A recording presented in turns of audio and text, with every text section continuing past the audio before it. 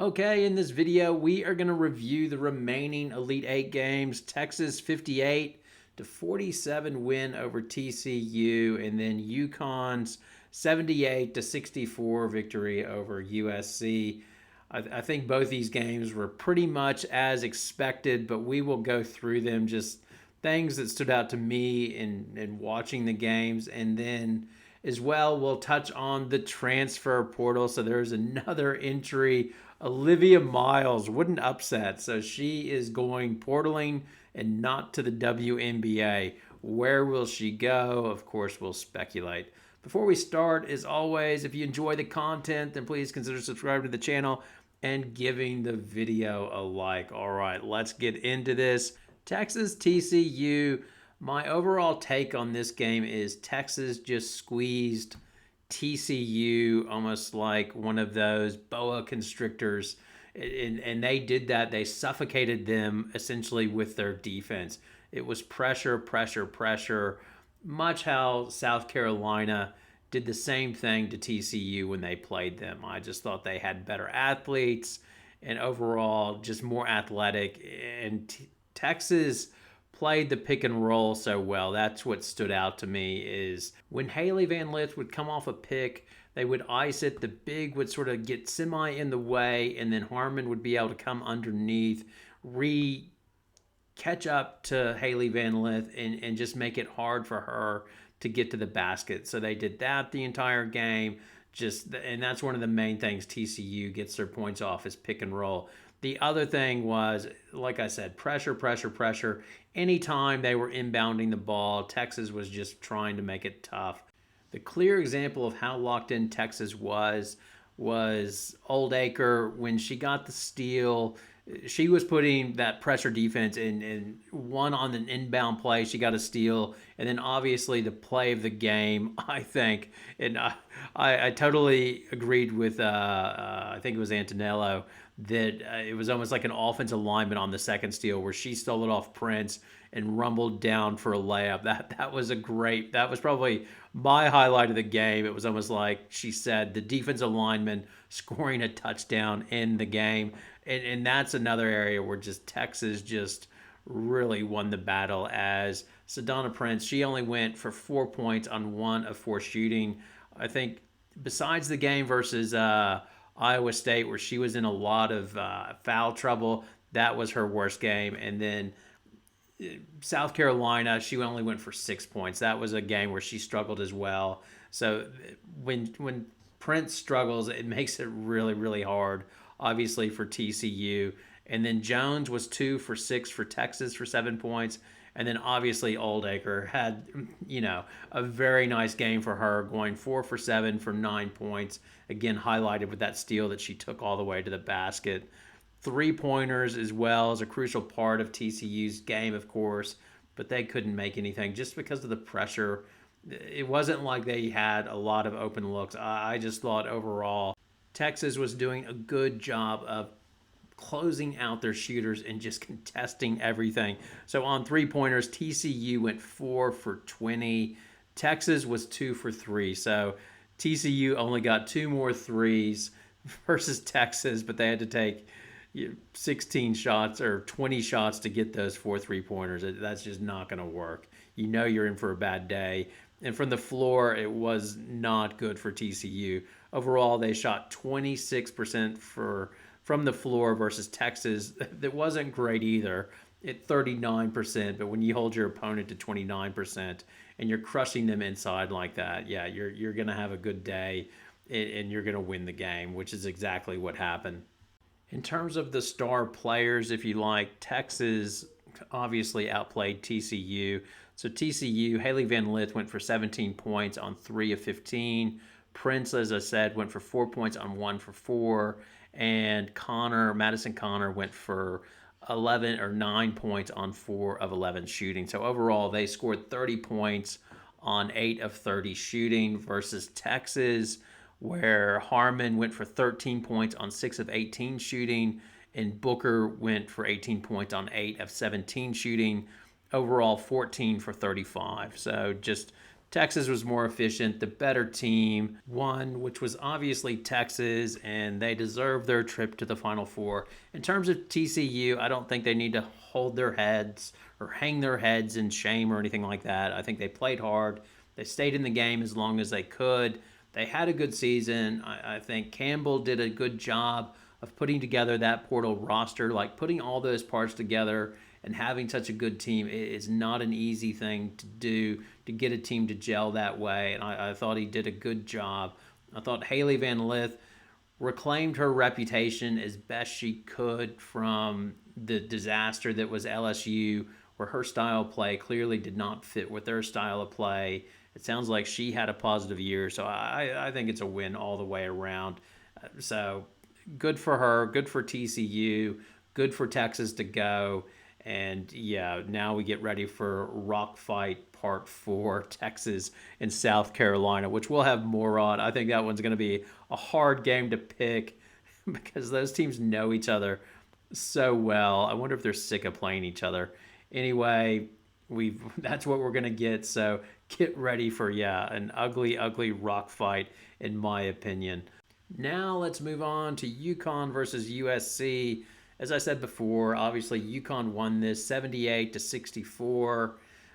My overall take is this game had a bit of an anticlimactic feel to it, for me at least, because I was so looking forward to seeing the rematch with Juju being there and seeing how UConn would do with trying to get with Kennedy Smith there trying to lock down Beckers and them trading off her and Juju on Paige Beckers and just it would have been such a fascinating game to see, but it was not to be, unfortunately.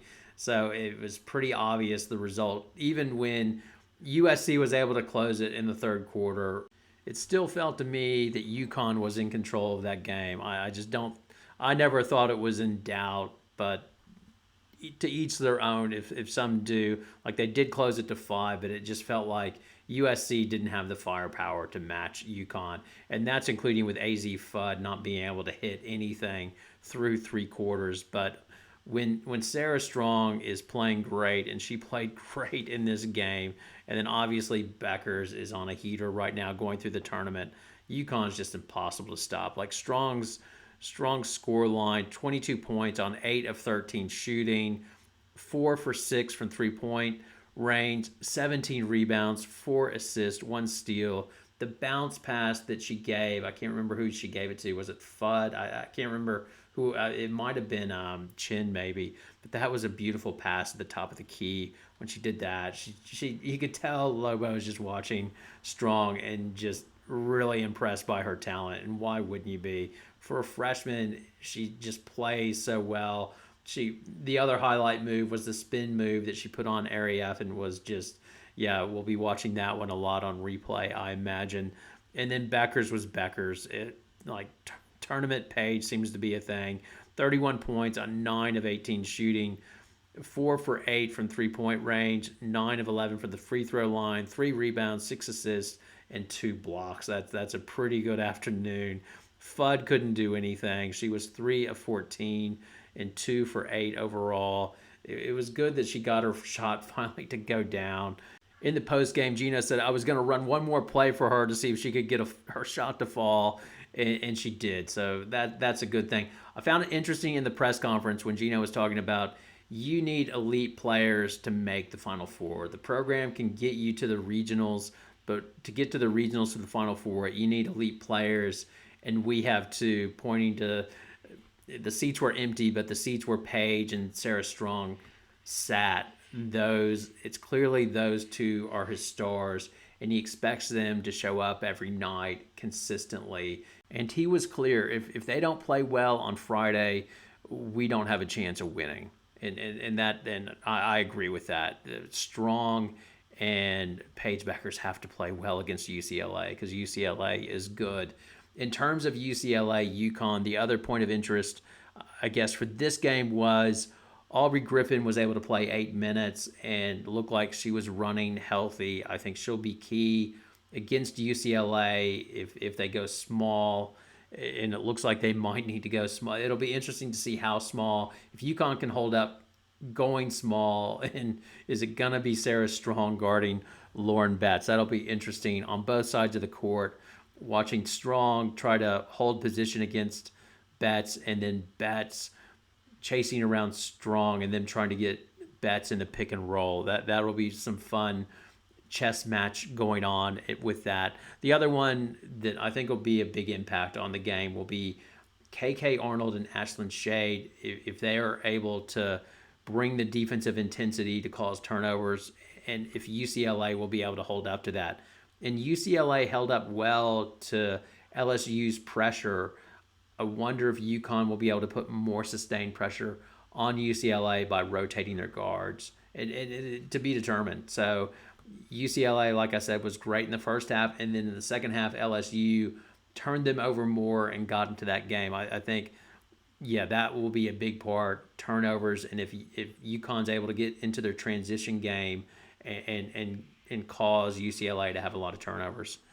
The last two things with this. So first off, the UConn bigs, will they hold up to UCLA? That's a question. I think UConn fans would be nervous about that. I think UCLA would be salivating just with their size. Are they going to be able to punish UConn? And it goes back to that matchup. And then if UConn is forced to go small, will they hold up? And will UCLA hold up to UConn going small? Like, you can go back and forth on that. I think, yeah, UCLA would feel pretty good about their big lineup going up against El Alfie and against Ice Brady.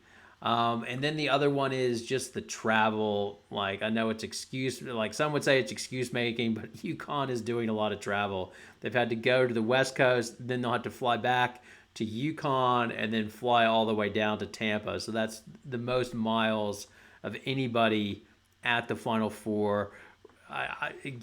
They fly charter, is my understanding. Somebody can tell me in the comments if that's true. So you just have to deal with these things. So, but it would be better if the regionals were in the middle of the country, just to make it a more even matchup versus having it on the two coasts. It really sets some teams at a disadvantage if you're an East Coast team having to travel west and then travel back. It's just not a good. It's not a fortunate circumstance for UConn.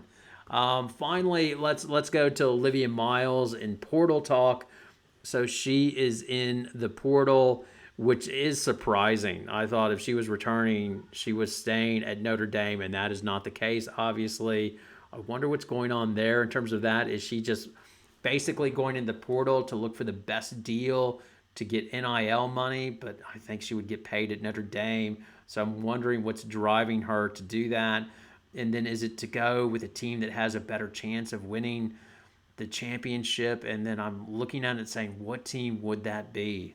And if I'm just running through it, so let's look at the top like 20 teams. So UCLA, is that a fit? No, they have Ledger Walker. I can't see Miles going there. If Ledger Walker wasn't there, then yes. South Carolina, not a fit. UConn, I don't see that happening. USC, maybe. Could she want to go to USC to play out west, maybe? I'm not sure, but maybe USC. Texas, no, because they have Harmon and she can return. I don't know. I haven't heard about Harmon announcing yet. I assume Harmon's returning to Texas, but to be determined. I don't see TCU. Duke, potential maybe. Like, Duke should be fairly good next year. They've got a lot of talent. Does she see her maybe as the key piece to take Duke over the top? Obviously not Notre Dame. NC State, I don't see that. LSU, I don't see that as a fit. Oklahoma, no. North Carolina, seriously doubt. Kentucky, maybe she could be the point guard for Brooks and sees how Amore got along with Kenny Brooks and likes that fit and sees that developing her, maybe. I don't know. Baylor, no. Ohio State, no. I don't see West Virginia. Oklahoma State, no. Maryland, no. Tennessee, I don't see Tennessee, even though it's a major. She doesn't want to rotate on and off. So, yeah, of all of those, I think, and this is totally hypothetical, nothing to base this on. It's like if I was throwing darts, I would say my primary, the ones I would think, maybe USC, Duke, or Kentucky, potentially North Carolina. Those are the ones I see as potential fits. Which ones do you see? What team do you see Olivia Miles going to? What would be your top five? I guess you can leave that in the comments as well. Did I leave anything out in the game recaps or not touch on anything or get something wrong? By all means, leave your comments, your poison below. It's all welcome. And yeah, we'll just keep out pushing out the content until we get this championship game on, or the semifinals and then the championship game. It should be good basketball coming up, and looking forward to it. Thanks again for watching. Have a great night.